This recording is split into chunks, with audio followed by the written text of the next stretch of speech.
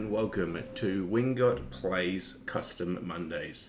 Today I'm going to be playing a game called Dead Cells. I did already try to release this episode last week, but I was away the weekend beforehand and recorded on my Surface, and it just completely screwed up the recording.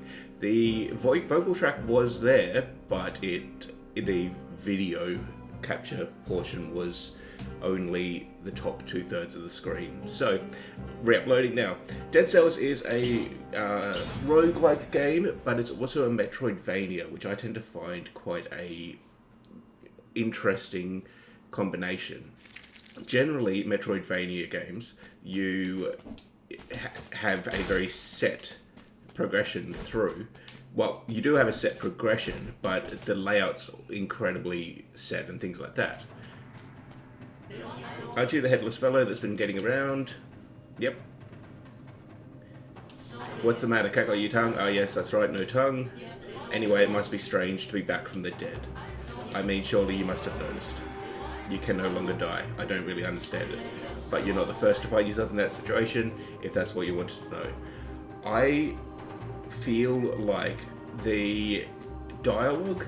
So I've restarted a brand new game, and I feel like the dialogue is one run out of sync, because it seems like that should be what she's saying when you come back to life the second time after you die, and then later on she will proceed to have a conversation with us about, have you noticed how the castle changes every time you go through it, which again seems like, well, it would be more appropriate if we actually seen the castle change once before we had that.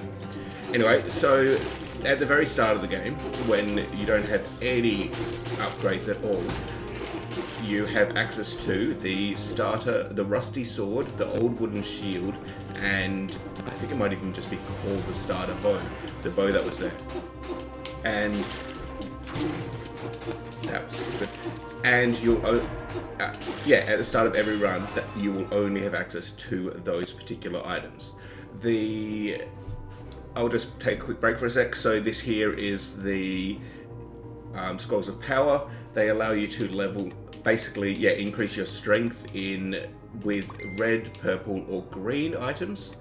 And at the moment I'm playing melee, so that tends to be primarily brutality. Survival tends to be a lot of slower weapons, hard-hitting slower weapons, and tactics tends to be a lot of your ranged weapons. Whereas brutality is your fast-hitting melee weapons. So that's what I'm planning on trying to run a bit this round. Now, I forget what I was even saying before. I think it was to do with the starter weapons, which I think I've mostly covered. But here, so sometimes you'll get blueprints dropped as well. So that blueprint there, blood sword. Once I get to the end of this level, I'm going to be able to start putting points into unlocking access to that blood sword. And then, once I've unlocked that blueprint, it will be available to drop in the runs. Now this is a growth, a vine, that you can interact with and get it to grow so that you can get through that area to the toxic sewers. But at the moment we don't have that upgrade. As I said, it's a Metroidvania. This here allows you to teleport to another area. The separate to, so these waypoints let you teleport between waypoints that you've discovered, but those purple markers let you teleport between two of them in order to get to otherwise inaccessible places. Now for the time being, I'm just going to put all of my points into red so that we can make our strength as strong as possible, and I'm not all that concerned about the utility items that we're getting here. We got a ice grenade and parry. Oh, that was too early. There we go. Parrying is extremely strong. We got an ice grenade. It's the wrong color, but it's fine. It'll do. And there, we've got the wolf trap, which again, wrong color, but it'll do. There's a shop here, and all three of these items are actually red. If we had more money, if this wasn't the very first shop, then we would probably take advantage of it. But for now, ooh, that was, I think think that was mildly too early, but it counted.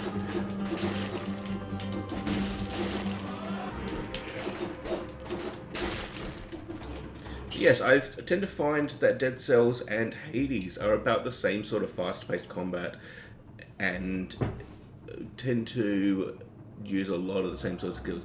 What I'm looking at here is whether this wolf trap would be useful to replace the one that I already had. It's not, it's worse, it's slightly lower DPS, it doesn't have the affix. And if we take a look here, so up the top there, here we go. Yeah, up there, you can only get there once you've got the ability to open the vine. Down there, I think, is where you can go down towards the dilapidated arboretum. Although, I've never seen that be down. I don't know. Actually, I don't see where that would be on this map.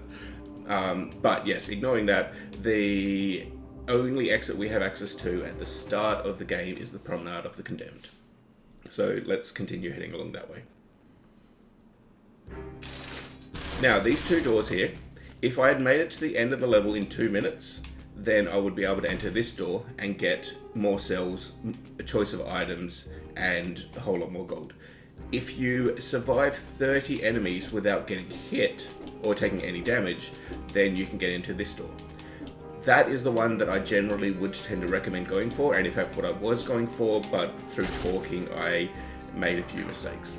Look, it is, it's the collector, and about the closest thing you'll find to decent company around here. Bring me the cells you gather from the others. In exchange, I'll procure a few full little items for you. Should you stumble upon a blueprint, bring it to me and I will introduce you to some more experimental items. So that bloodsword blueprint that we got before, there you go, it's unlocked. We can't actually put any points into it because the very first one you have to put points into is the health flask here. Bang, there we go. We've got our health flask. But now we can start putting points into the bloodsword, and it's going to take 5 cells to unlock. We've only got 2 left because it cost us 5 to get the health flask, but at the end of the next level we should easily be able to get that bloodsword. There's also, so yes, health flasks, you can get more health flasks so that you can heal more often during a run, well, during a level. Gold reserves, when you die, you get to pick up some of the gold that you had when you die. Recycling lets you sell items that you don't find useful. And then these random starter bow, starter shield, melee weapon, those are actually incredibly useful.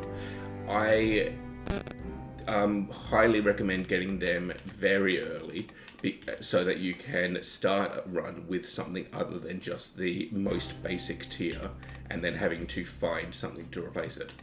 These others can be useful, but definitely wouldn't rush to them. And yeah, you'll also get access to more melee weapons, ranged weapons, shields, utilities like traps and companion type creatures, and also outfits and mutations. Now, mutations are here. This guy, you can choose a mutation that will then affect the rest of your run. So, combos plus 17% damage for 8 seconds after killing an enemy. Melee kills reduce skill cooldowns by 0.62 seconds. So skill cooldowns are that left trigger and right trigger. It's the wolf trap and the ice grenade at the moment. And then vengeance, plus 62% damage dealt for 8 seconds and neg 30% damage taken for 3 seconds after being wounded. So I'm thinking that let's increase our damage after we kill an enemy. There we go. And then here you can refill your health flask. And then into the Promenade of the Condemned. Which definitely not my favourite zone, but it's what you get access to at the start, and sort of if you don't have a coherent build, it's also where you'll generally go at the end of the first level, even once you've got upgrades and things. Because the other two tend to work much better if you've got ranged or if you have like AoE and crowd control.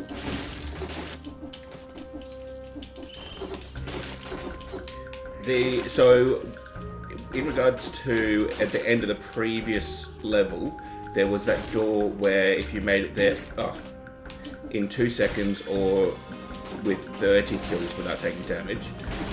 That's only the first level. The other levels have different times, of course, but they also have, you need to get 60 kills without taking damage. Now here, I don't have access to red as an option, so I'm just going to go with the one that's got the most hit points. It's also the one that ties in the best with all the random extra items I've got there. And then there's no point coming down here, because that's just one of those teleport things which we don't have access to yet.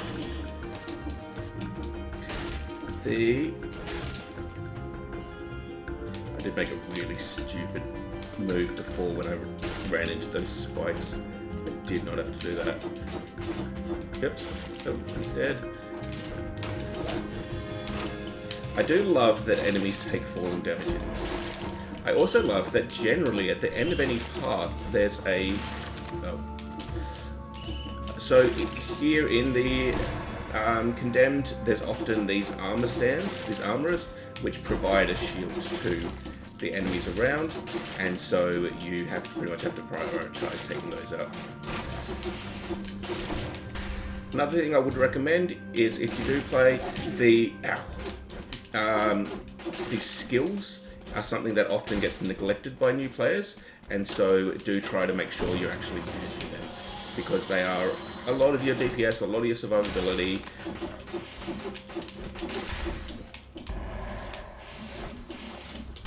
And I don't think that's going to work because we need to kill this guy. There we go, and now we can pick up this. Good, and kill that. There we go, cool. I might be able to recover and actually get up to 60, but we do only have limited access to this level because, again, we don't have the upgrades.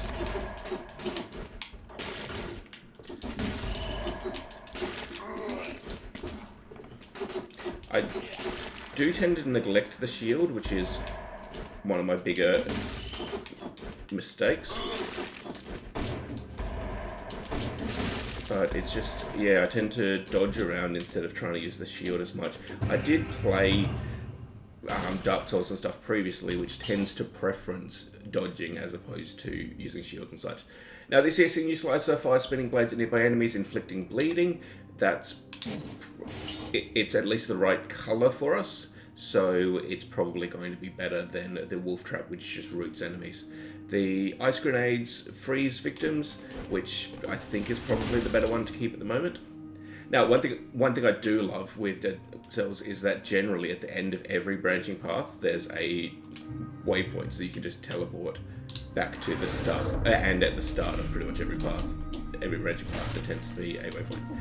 Up here, there's a key up there, but in order to get it, we're going to need wall running, which we do not currently have, and won't get for a while. Here, we've got another vine, and here is the elite that we're going to have to kill to get the rune that will allow us to use the vines.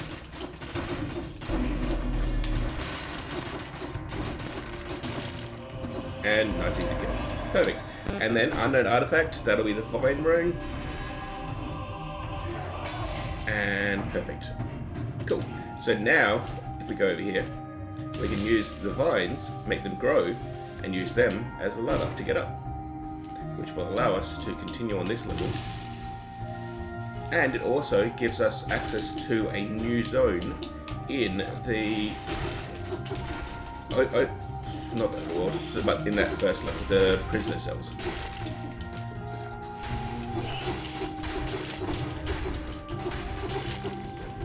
Yeah. Oh, I think he's dead. Cool. Let's put that. Good. Can't see like this. And these guys are a bit of a bugger. They tend to attack fairly fast, and they teleport around if you sort of leave and they know where you are. But managed to take it out without taking any damage, which is always good. And good, that can go there, and that should take those guys out. With me. Oh no! Oh, teleport. They are an enemy that it is very useful to parry. But as I said, I do tend to neglect parrying.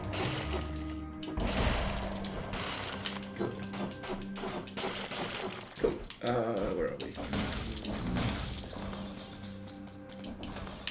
Purple and green again. This time it's, yeah, purple that will take because it's got the high hit points. How am I meant to get up there? Maybe that's where I'm going to.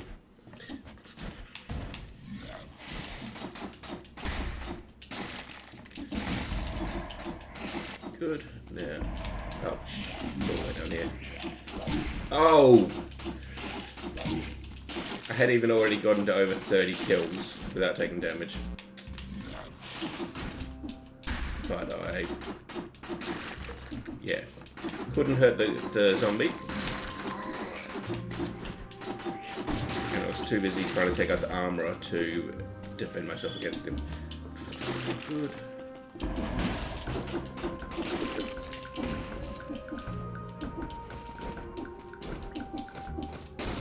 And here we have a shop. So I could buy a better blade, which is probably something I want to do, because this is a lot more DPS, and it also increases damage when you strike repeatedly, and it inflicts critical hits after 10 successive hits. So let's buy that and swap out our current sword, our starter sword, for a better red sword.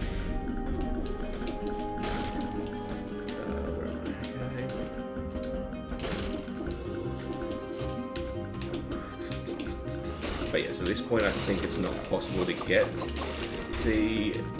either of those doors, because I think at the end of this level it's an 8-minute door. I'm up to 8 minutes 25, and the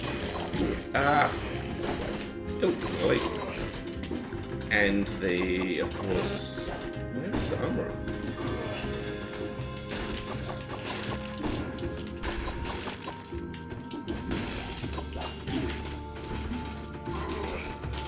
I think that crystal was not quite sure. What was that? Oh yeah, when you kill an elite, you get these amulets, which start with you only got the prisoner's collar, which does nothing, but this amulet gives a point of tactics, but it also gives something like poisons enemies that wound you. Just gonna quickly heal, and then we can continue on. Good, we've got a real scroll of power, so I can put a point into brutality. I can't get up here because I don't have wall running again. And yeah, so despite it being a roguelike, they've actually been very good about how they've set it up so that areas are locked off until you get abilities, a la Metroidvania. Now, here I've got the option of a bow, it's tactics, or I can get a support item, an infantry grenade, which will do damage. So it's red, it's probably more useful than the freeze grenade, although it does make me think I would want the wolf trap. Here, there's a blueprint and money, but you need to be able to get the gardener's keys in order to get to it, and basically you need to have all of the mobility, what are they called, runes, in order to get access to that area. Oh, that should hopefully take him out. Good. Oh, and there's the Spartan Sandals blueprint, which I believe is just a random drop.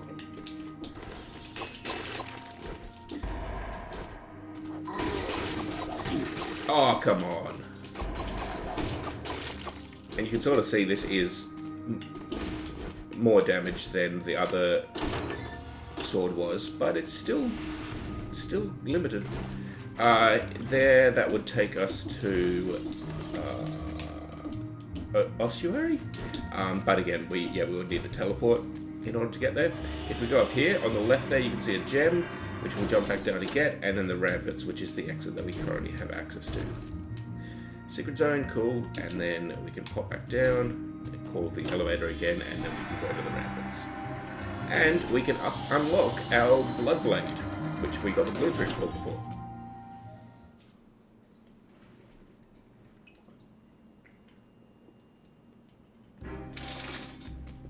And again, yep, didn't get access to either of those doors. But there we go, the blood sword. Cool. And when you finish a blueprint with the collector, he drops one for you. And so we can just swap that in. It causes bleeding, and victims burn when they die. It's actually lower damage than the blade we've got.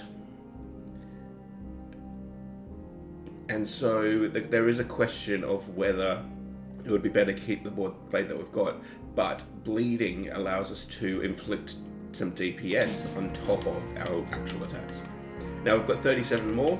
What I think I'm going to do is I'm going to start putting points into like random starter bow, so that when we start another run after we die, we'll have access to a better bow or a better ranged weapon than the standard starter bow. Now we've been taking reasonable amount of damage, so probably, actually, melee kills reduce skill cooldowns by 0.73 seconds seems useful because we do have skills that we want to use, and they have been on cooldown a couple of times. Again, gonna heal, and then head up to the red bars, which is probably one of my least favourite zones, but again, you need to do it on when you're first starting. But that said, we do already have access to the toxic sewers, so when we die, we'll be able to go via a different route. Here, this is always here on the first row of the ramparts. It gives you the custom room, which allows you to do custom runs. And in custom runs, you can select what items are available and change various things. I think you can start in various zones. You can control what enemies exist and all sorts of things like that. I've never actually done a custom run. Damn mage. But I know that they are quite useful, especially if you have sort of unlocked too many items that you don't want to play with, and so you don't want them dropping and want to decrease the pool to something more like what you do actually want to use. I'm not sure if achievements work in custom runs, but as I say, I've not actually done a custom run yet. Cell door.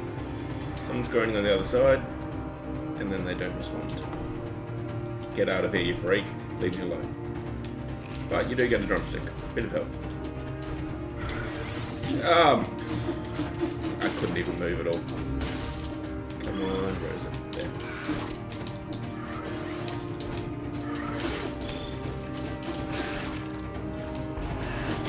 Oh. I never said I was good at games. Other people have said it, but there you go, he'll die to bleeding. Although he did drop a kebab.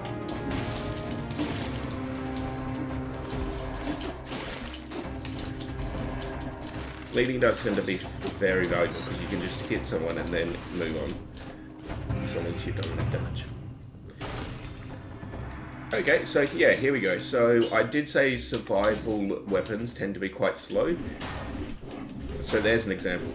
This is probably one of the faster survival weapons. It does do a lot of damage. So if the victim is stunned, frozen, or rooted, it does 721 damage. But it's a much slower attack than what we've got with our brutality weapon. So just going to change back to that, especially since we've already put 4 points into brutality. Cool, not dead. Ooh, almost let myself die there. And these guys, bloody annoying. As I said, I don't think I like ramparts, but I'm also bad with these guys. Because yes, they do that. Oh, secret discovered. Oh, slightly too slow. But yeah, they do that bleeding ground attack, which is quite annoying to deal with. Put another point into brutality, and kill these. I am also reacting slow because I'm talking as well.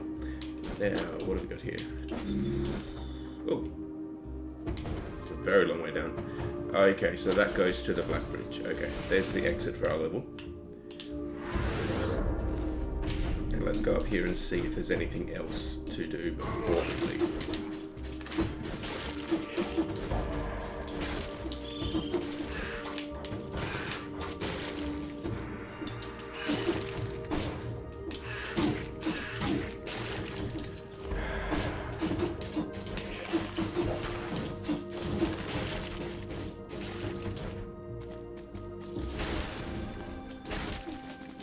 I'm less familiar with the Brutality playstyle for sure. I have done a lot more survivability as some of my better runs, but I've been trying to increase the amount of Brutality that I've been playing. And it does tend to mean I overextend a bit.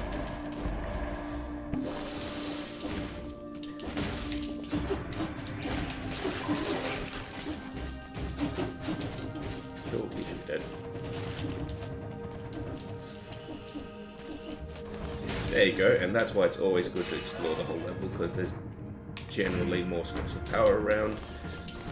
Although that one wasn't an actual scroll of power, that was just the two-choicer, but...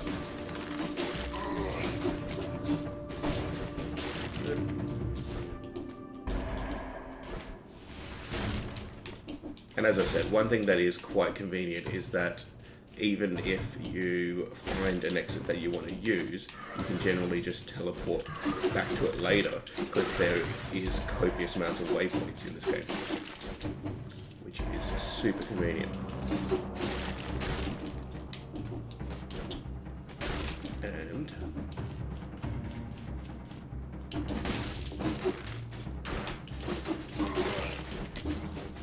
he'll be dead.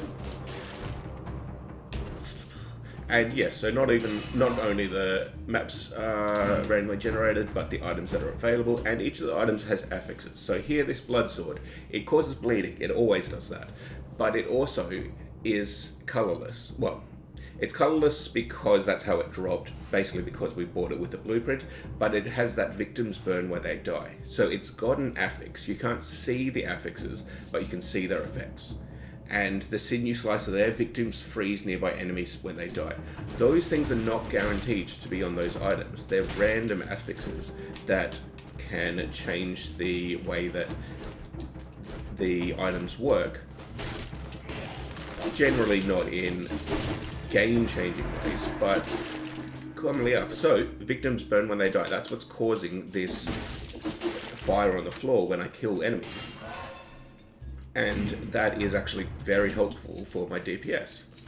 And so that's very convenient. But as I say, it's not something that is guaranteed on the blood sword. It's actually not even common on the blood sword. I don't think I fully explored that one there. I think I just ran over the top. So let's go check. Yeah, there's still more here.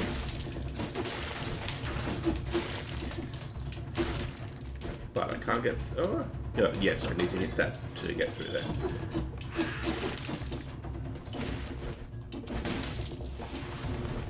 Perfect. And then we just want to head back. Why is there a guiding scroll there that I never picked up? Yeah, it's the wrong colours, but I still should have come down this way. There we go, and the green one has more points than the other.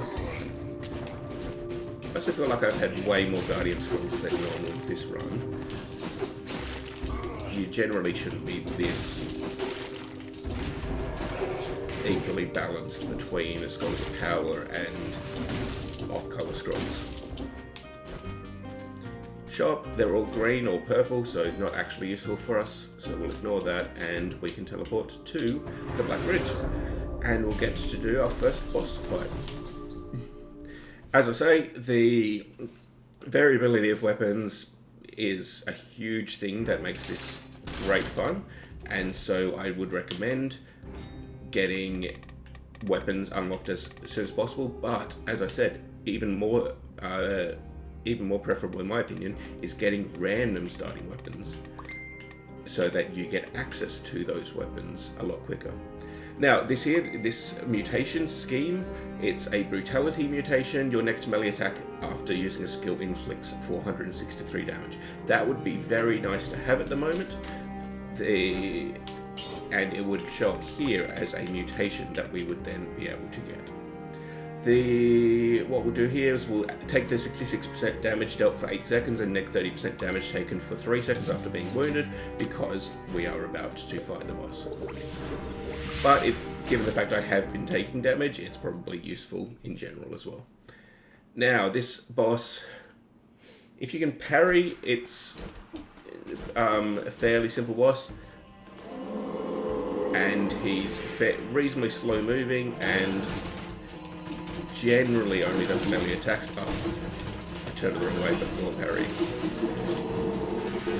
But if you get far enough away, he will sometimes do an ability where, I'm just trying to bait it, he doesn't seem to want to do it at the moment.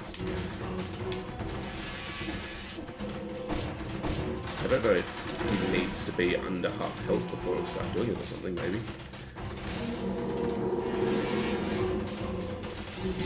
Oh, that hurt. Come on, attack. Parry. Cool. Ow, and I got clipped by his hitbox at the end then. Ah, there you go. So yes, he'll do that attack which... basically like those guys that I was complaining about in the Promenade, that fire floor. You can jump over it. I'm doing a terrible job of doing so at the moment because, again, I'm explaining instead of paying attention. That said, we should get this kill pretty easily, although I am also doing a pretty good job of dying. There we go, got it. Boss explodes. And we get access to a whole lot of gold, a guaranteed blueprint, this flint, which is a brutality and survival blueprint. Frost blast, this item drops, which allows you to freeze enemies in front of you, but it does take a weapon slot, so it either would need to be our main weapon or it would need to replace the shield. Which, for now, let's replace the shield with it. I don't tend to use the shield. Maybe this I will actually use. This infantry grenade does a lot more damage. It's infantry grenade 5 versus infantry grenade 2, so that looks like it's probably a direct upgrade. And then we've got the daily rune. Challenges rune. Permanent rune provides access to the daily challenge. Now, we'll continue on. Passage to the Stilt Village and the Slumbering Sanctuary. Cool. Again, now for bosses, this door you need to have not taken damage against the boss, which, given that we almost died, definitely is not true. You've made it this far alive, well, you know what I mean. I'm the blacksmith. I work with the collector next door. Cool. So if you've got the cells, I can improve your gear. Now as you put points into here, it increases the likelihood of finding higher quality items when they randomly drop or when they're in shops. And then, of course, the flint is the blueprint that we just picked up. It's a fairly strong weapon, but we don't have the cells for it at the moment. And then here we've got the mutation guy and health. Now that we've found the blacksmith, we'll also have access to the Blacksmiths Apprentice, who upgrades your items and also reforges the modifiers on them, obviously for gold, but it's very convenient to have access to both of those.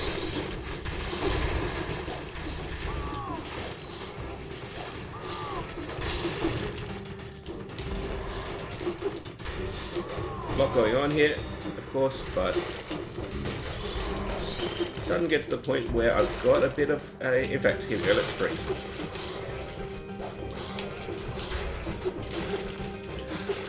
Cool. We've got affixes and items going on with synergies sort of happening, and so the build is really starting to feel like something at this point.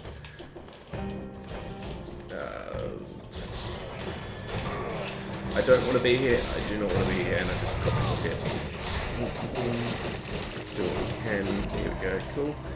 Now that's a key door that we need to use. I'm just going to explore around a bit more first. Cool. Come in there. We'll get the key. Where am I? Cool.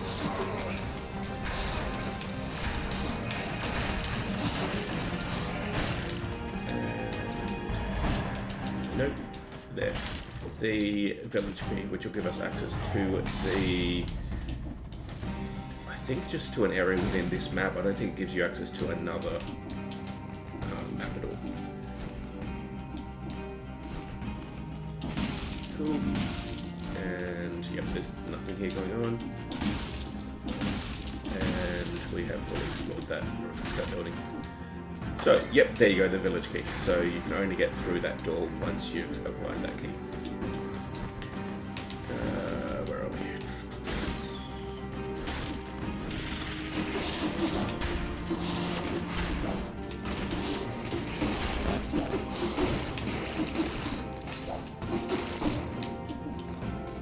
I thought I saw someone up there, but it must have just been the crows. Good.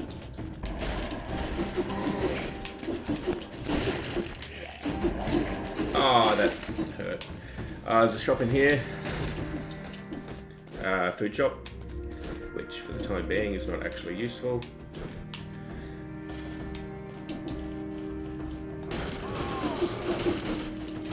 Strong power, perfect. Let's use that, increase our strength a bit. Good, and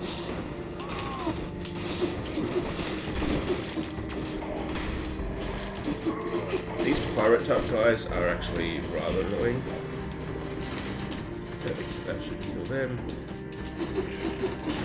But they shoot these bowling ball things that explode, and they do fast, strong attacks. I thought this guy would have been dead. Oops. Let's freeze him. Oh, didn't work. That's fine. Killed him. Oh, we've got an elite. So we need to calm everything down. Good. He should be dead. With all that bleed. Ow! I barely went outside of his playfield, but he was doing a lot of damage to me. Now, this one here also does neg 5% damage received. It gives us a point of brutality, which will be useful with our items, and it gives us an extra jump mid-air and dodging plans upon. So, in regards to the affix, I don't actually know that I think it's better, but the strength bonus is probably the main thing that I'm actually holding on to that for, because I don't super care about either of those affixes.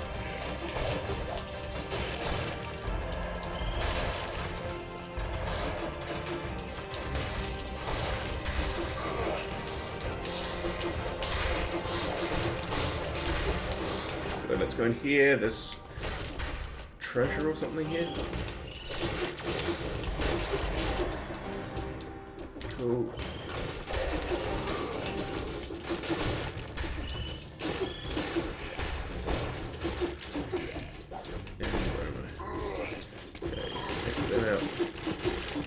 Good.